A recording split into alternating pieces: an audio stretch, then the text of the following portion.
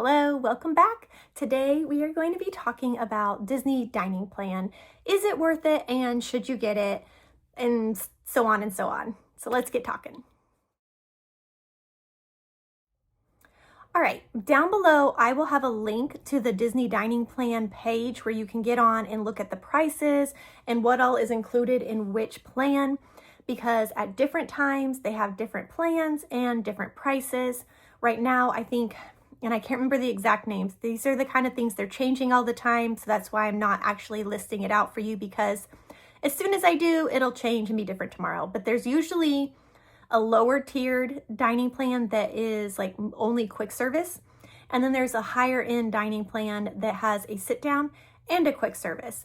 And then I think they normally both include snacks. You would have to double check that because last I looked, they both had snacks, I believe. All right, is it worth it though? Because right now that question is coming up a lot, especially with the free dining plan deal they have going on right now. They have, if you book a regular priced package, room and tickets, that you get a free dining plan.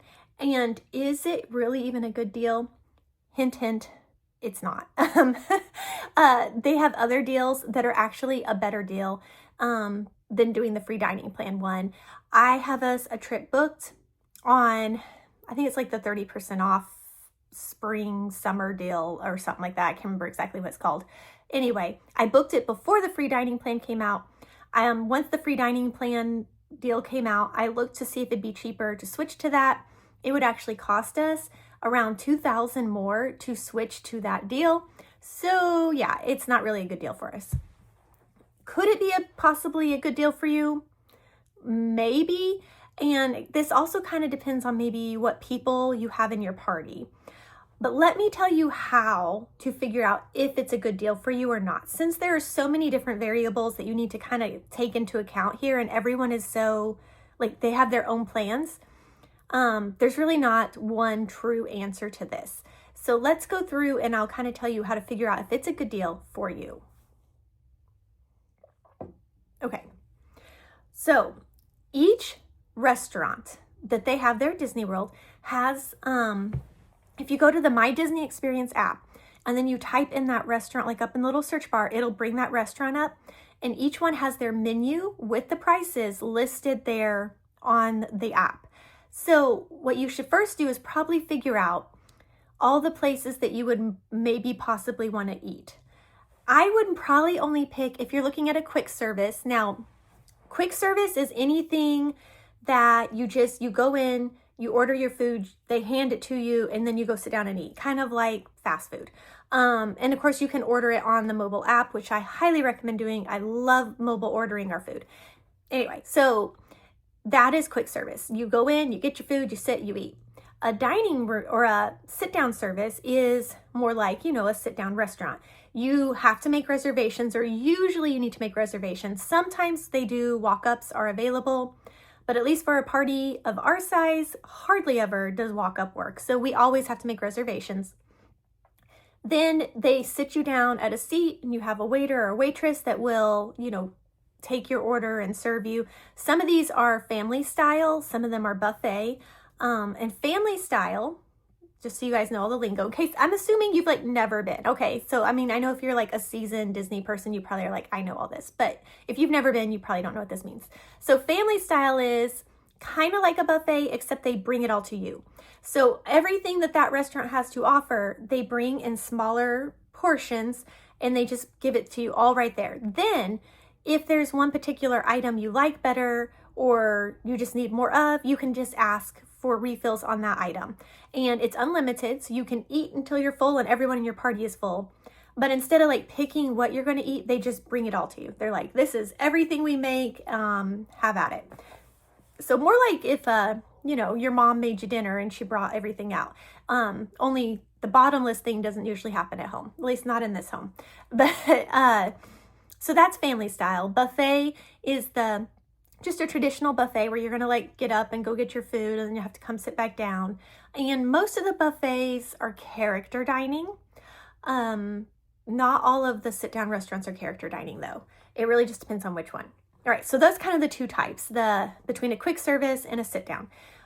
So what you need to do is probably find like 2 quick services that look interesting to you and price out how much it would be for you to eat there. And if those prices are at least, similar within like $10 of each other, that's a pretty good indication that every quick service is going to be about that same amount for you to eat at. Like I have one number that I know any quick service that my family goes to is going to be about. Some of them are a little bit cheaper, some of them are slightly more, but I have an average.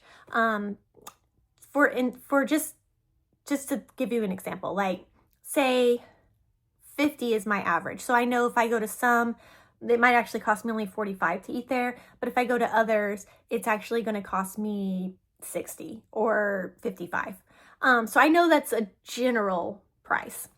Now, if you really want to know exactly how much you're going to spend on food, you can definitely go through and pick out every single quick service and sit down restaurant that you plan to eat at and pick out what you would eat and get an exact dollar amount for how much you will spend in food.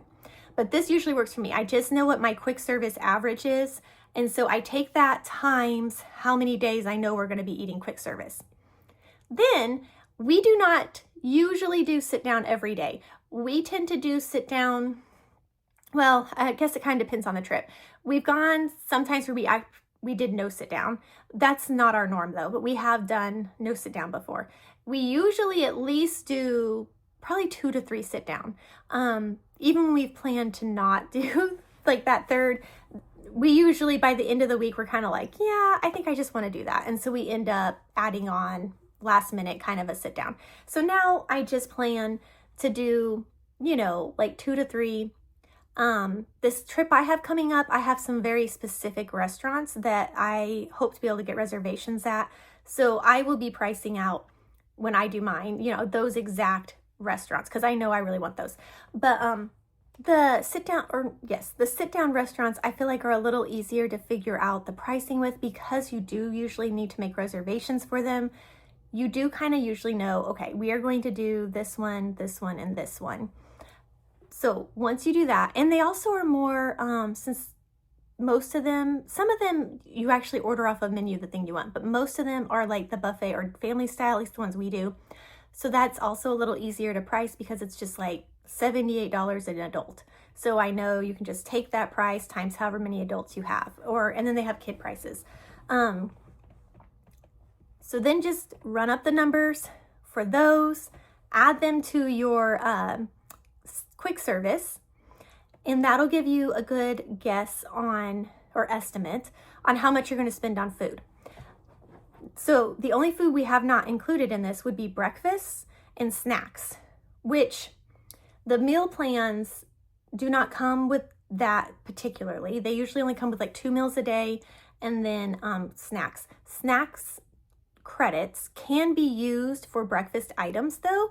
Like if you go get a muffin or something at your hotel little like restaurant type thing, you can't use it like as a sit down restaurant though. It can only be used for little, like you just pick up a muffin and go to eat somewhere else kind of a thing. So those can kind of be a breakfast. My family tends to not be big breakfast eaters. So a lot of times I will just have breakfast bars or some kind of like a packaged thing like that we grab actually as we're heading out the door, and we just kind of eat on our way to the parks, or might just wait and eat like while we're waiting in line at, well, some of the lines you can't eat in. We just kind of eat as we go with breakfast. We're not like, we don't go and sit down unless we plan to do like a character breakfast or something, and then it's like we've planned around that. So we don't really need a whole lot budgeted for breakfast because that's just something quick and easy that I kind of pre-package. But I mean, you can go ahead and take that cost into account because a package of breakfast bars still costs money. And then the snacks, we usually end up only doing snacks if we're paying and not doing a meal plan, because I've done both. We will only do maybe like 2 snacks per person for the entire week. We do not do it daily. It's more like we'll do something maybe like the second day, and then we usually end up doing something like the last day.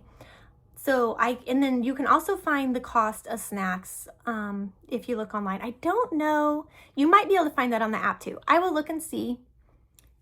and hopefully I'll like put it up here or do something for you to see. But you can find that too. Roughly a snack is going to cost you around, oh goodness, what was it last time? I think it was like $9.25 for a churro or pretzel. It was somewhere like around there. So I would budget probably about $10 a person for a snack if you're going to each want your own. There's some ways to do better. We really like the cinnamon rolls at Gaston's at Magic Kingdom, and they are huge. So we can do like 2 of those, and then we split that between our whole family, and it's way cheaper than if we went and each got a churro. And we all like it better too. So there are ways to do that cheaper if you're looking at keeping it cheaper. But that's basically what you need to do. So just run all those totals up, see how much, because you know your family and your eating habits, and make sure you include if you drink alcohol or not, because we are not alcohol drinkers. So that is something that we never need to include in that budget, and that can make a big difference in if the dining plan is worth it for you or not. So if you are not an alcohol drinker, most likely the dining plan is never going to actually save you money. It is convenient, but it's probably not going to save you money. If you are an alcohol drinker though, that is an extra expense that is included in that dining plan. So you make sure you want to look and see how much alcohol it provides for you. I think it might just be one for a dinner. I can't remember. Since we don't drink, it's not something I've paid super close attention to. But that is something you're going to want to look and make sure you add into those totals. Then you can see, okay, for me to buy the dining plan, it's going to cost this much. If I just buy all the food that I'm pretty sure we're going to eat, it's going to cost this much. For us, my total is usually around $1,000 less than if I were to buy the dining plan. The free meal plan is a good deal for you. I would look at that exact same dates and tickets that you're wanting under one of their other discount codes, which if you go up, I'll try and watch this little video.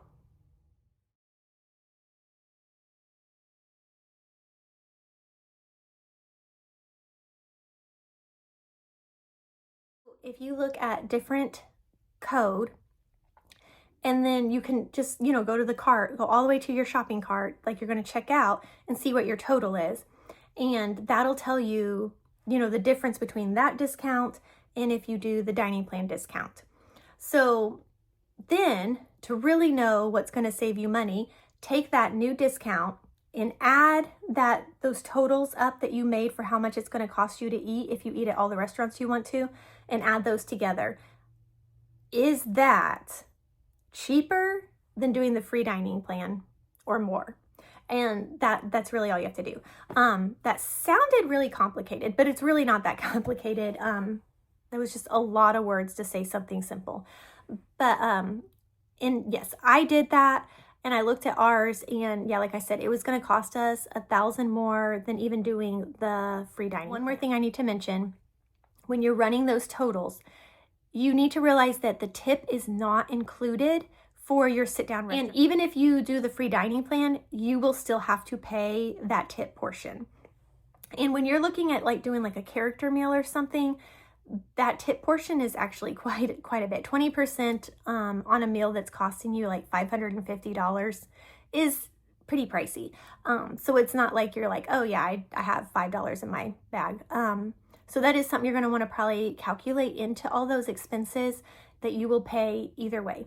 That's going to be a cost that's added there. All right, I hope this helped. I feel like this was a little like just chaos, but hopefully that helped. Hopefully you understood what I was showing you, and I will see you all next week with another Disney question and answer. Bye.